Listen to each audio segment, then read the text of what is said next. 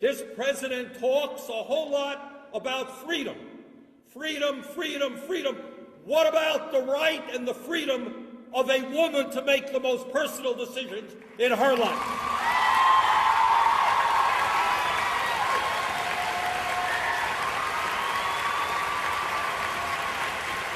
We are not going to allow them to overturn Roe versus Wade. We're not going to allow them to do that. The bottom line, in terms of what's going on in our government today, is that right-wing Republicans have controlled our government for the last 5 years.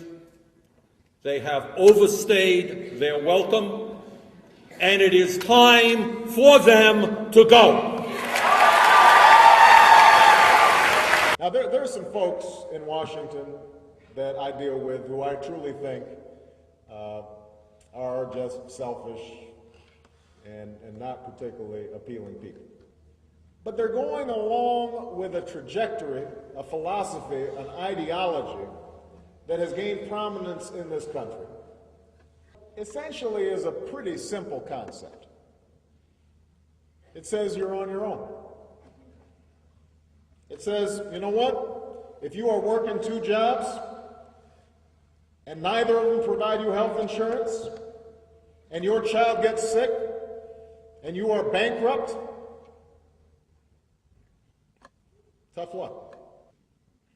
It says that if you're 65, 70, you've been working 30, 35 years, backbreaking work, manual labor, and you get ready to retire, and it turns out that the company decides it wants to shed those retirement obligations and goes into a bankruptcy court stocked by the current administration. And that judge says, you know what? You don't really have that obligation. Sometimes life isn't fair.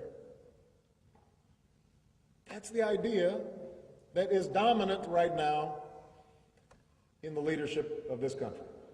That is the dominant philosophy of Washington.